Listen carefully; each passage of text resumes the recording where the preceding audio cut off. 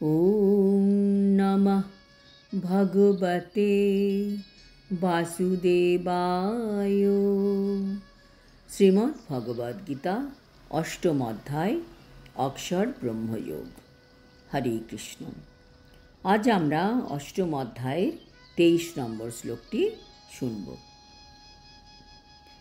यत्र काले तनावृत्तिं आवृत्तिं चैव योगिनः प्रयाता यान्ति तं कालं বক্ষ্যামি ভরতর্ষভ।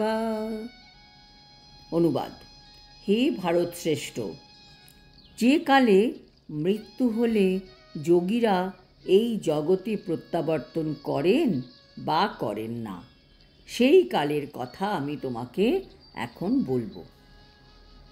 তাৎপর্য: ভগবান এখন মৃত্যু রহস্য প্রকাশ করছেন। মৃত্যু শব্দটা শুনলেই আমরা ভয় পাই। মৃত্যু নিয়ে আলোচনাও আমরা পছন্দ করি না। আমরা ভাবি, আমার তো কখনো মৃত্যু হবে না, আগে জীবনটা তো ভোগ করে নিই, পরে দেখা যাবে। কিন্তু মৃত্যুর কথা না শুনলেই কি মৃত্যু আমাকে ছেড়ে দেবে?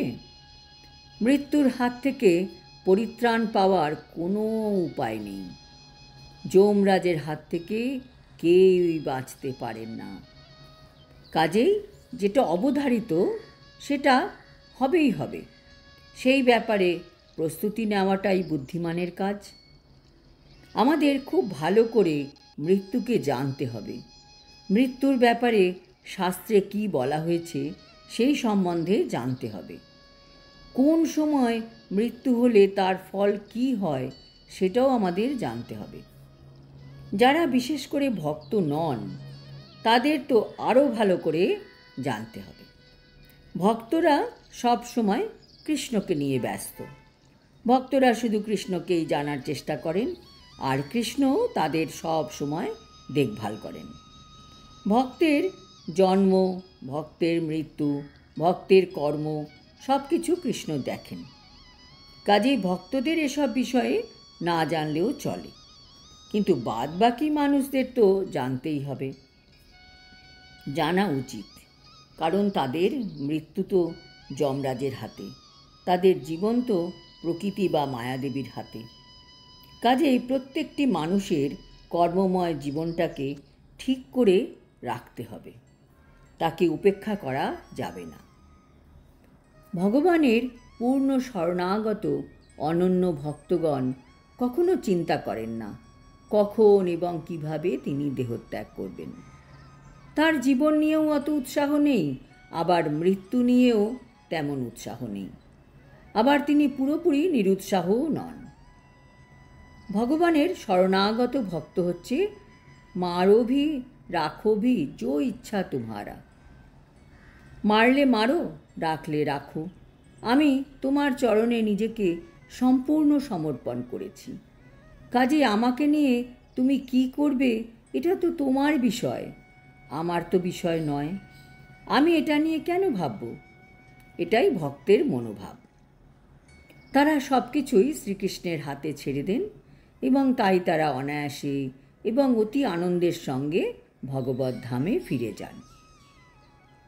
কুরুক্ষেত্রের যুদ্ধে যখন কৃষ্ণ অর্জুনকে বললেন, অর্জুন তুমি এখন ঘুমাচ্ছ, তুমি কি জানো ভীষ্ম চরম প্রতিজ্ঞা করেছেন যে কাল তোমাদের 5 ভাইকে হত করবেন?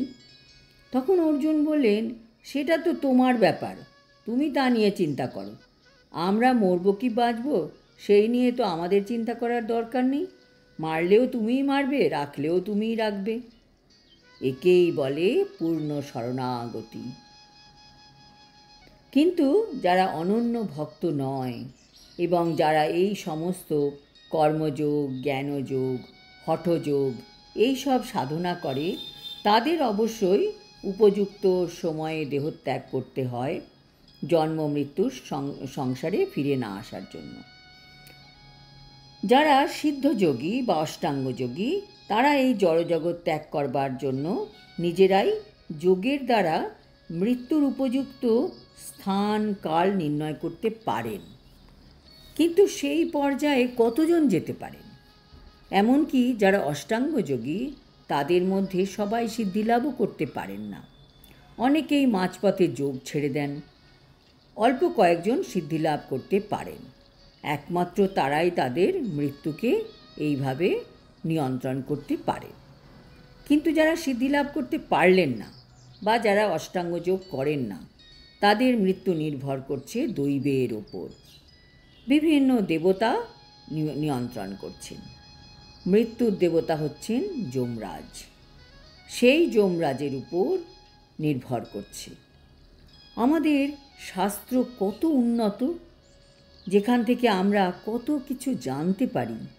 এই নিখুঁতভাবে মৃত্যুর ফলাফল, মৃত্যুর গতি এসব জানা যায় একমাত্র আমাদের এই সনাতন ধর্ম থেকে। আধুনিক বিজ্ঞানও এসব বুঝতে পারে না, তাই তারা এসব অবিশ্বাস করে। স্বয়ং ভগবান যা নিজের মুখ থেকে জানাচ্ছেন সে কথা বিশ্বাস না করলে তার মতো মূর্খামি আর কিছুই নেই। আজ এই পর্যন্ত। আগামী শ্লোকে ভগবান বর্ণনা করবেন যে উপযুক্ত সময়ে দেহত্যাগ করলে আর ফিরে আসতে হয় না তার সম্বন্ধে। হরি ওম তৎসৎ। হরে কৃষ্ণ।